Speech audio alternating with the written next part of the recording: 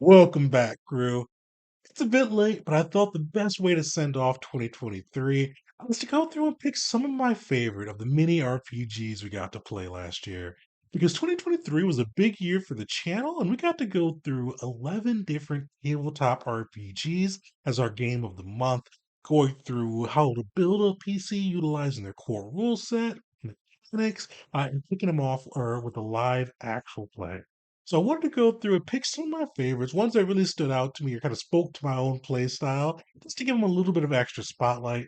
Because one of the big goals of this channel is to just really spotlight all the really cool tabletop RPGs that are out there outside of the shadow of 5e.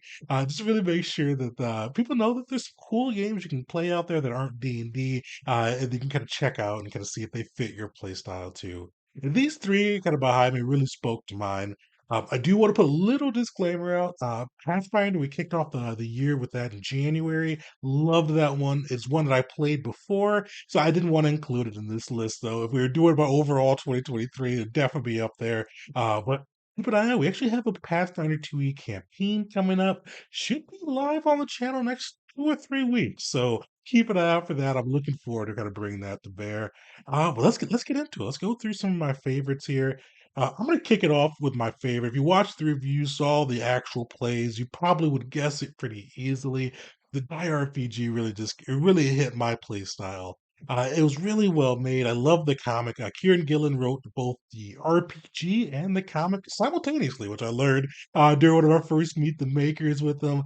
It was really cool on that side, just to kind of see how everything came together. And I love the world and lore of the comic. It's really, for me, it's a GM's dream.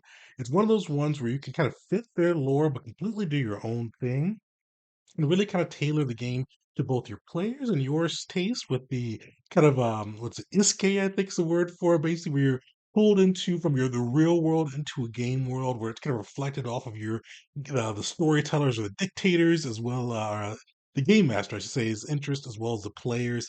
It's just really cool for that. I like the concept. It was one that I had. It's one that I had to talk myself out of doing a full-on campaign for. Fortunately, I don't have the time for it right now, but it's one that's once I finish one of my other campaigns, it's probably going to be the one that I turn to first.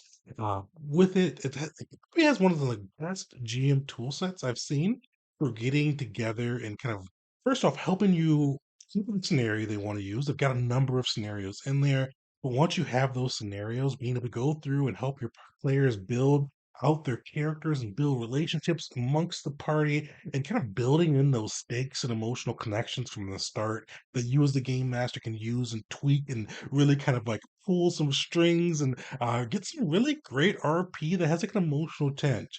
Because one of the things I noticed, and actually Kieran Gillen even mentioned this too during the interview with the system, is like when you build a die character, even if it's you're trying to build somebody that's different than yourself, you'll probably still have some of those personal elements in there. So I really found that was great for the RP. It was really made for. We did a two shot for that one, and it was just a great story. As one, I can't recommend the Die RPG enough. And last big thing I'll say with it too is I liked how they have the mechanics. The core mechanics of the system are very easy. They're not too complex.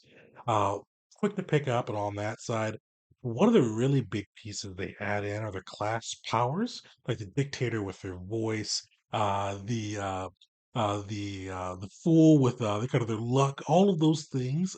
This really can shift the game. In other systems, they may even be considered overpowered, but with this system, it just flows well. It gives players a good kind of control of the narrative, but it also kind of with the dictator and the voice. It could bring some consequences in and bring in some things that could help advance the story organically while it's still kind of providing those stakes. So definitely, really one of my favorites. If you like world building as a game master, especially collaborative world building, if you love great RP and like kind of having a system that helps foster that, especially with easy to learn mechanics that have depth, check out Die.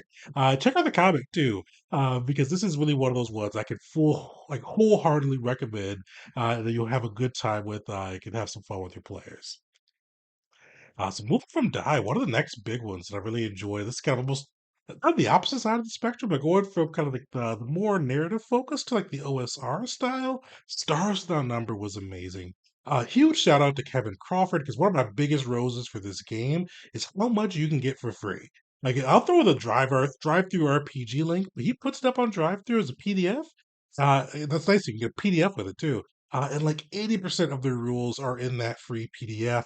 But he also does sell one that has some additional GM tools and player resources that does have a cost associated with it, which I thought was just great. When I saw that there's a free version, usually with the free versions, they're real pared down, not like base mechanics, a little bit of character creation, but you get really much 80% of what you need.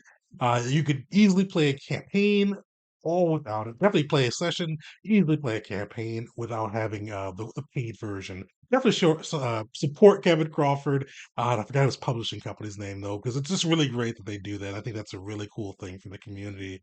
But into the game itself, it's OSR style, but with some sci-fi feel. They bring in like I forgot what they called it, but their version of the Force psionics, which is really cool. You can build some cool powers with it, but you could still have that OSR feel of building your character quickly. They even have a quick like build table, so if you died mid-session, you kind of go through and roll and have a player within the next like 10, 15 minutes, which I thought was cool too. The mechanics like within it, like they flow well. And one of my biggest things I found between the Stars Without Number, Worlds Without Number, with the Kevin Crawford style, is there's so many different game master tools within so many subsystems that you could tack on and kind of add more complexity if you wanted to, or even like bring them to different systems. Like the faction system they've got, I think that's a paid version, but they have within Stars Without Number is amazing. It's one that I've considered even using for other games. There's a Star Wars game I almost applied it to too. I think actually tenets from it to apply to my Star Wars game. It's just so much cool stuff that goes along with it. It really with this too. I like with the OSR style is it's very easy to learn both the system between the subsystems, all of the different like weapons, the psionics. They've got mechs and starships, like all this cool stuff that you could really employ. Just really take your game up to the next level, especially if you're planning on a sci-fi game. This is one that you could really like. You can do a Star Wars game with it pretty easy. You could put it to most universes that you're doing with just a few tweaks here and there. Mass Effect would work really well with this too. And it's so versatile, easy to use, easy to learn, and there's so many game master resources that I think it's definitely one that if you like OSR or if you like sci-fi, pick it up. And especially if you learn this one too, you'll be pretty familiar with Worlds Without Number as well, which is kind of its fantasy counterpart, which is also on my list to play. I'm not going to do a full game of the month because they're very similar, but I do want to run a one shot using Worlds Without Number. It's sitting on my shelf over there. So keep an eye out for that. But this one was definitely one of my favorites. One of my next big ones, kind of moving on, this is like another big genre shift. That's actually one of the things I'll kind of do a quick call out. When you're looking for tabletop RPGs, kind of look for the genres that really speak to you. Because it's so many different ways. I don't like. I think a lot of us, me and as well, when they started with 5e, you kind of try to make 5e, D&D 5e, I should say. They try to twist it and make it do everything. But that's really one of my joys of this channel is kind of going through and finding all the different genres and games that are built towards their genre that really the mechanics support the feelings, the RP, the motion that you're supposed to have while you're playing the game. And that's one of the big things that Call of Cthulhu did really well. It fits that kind of eldritch horror. The mechanics, kind of you see your person slowly losing their grip on sanity as they see things that people shouldn't see. And the mechanics really fit the genre well, which I thought is amazing. And that's definitely one of the big things when you're looking for genre. Kind of find a game that fits that. If you're looking for eldritch horror, check out Call of Cthulhu.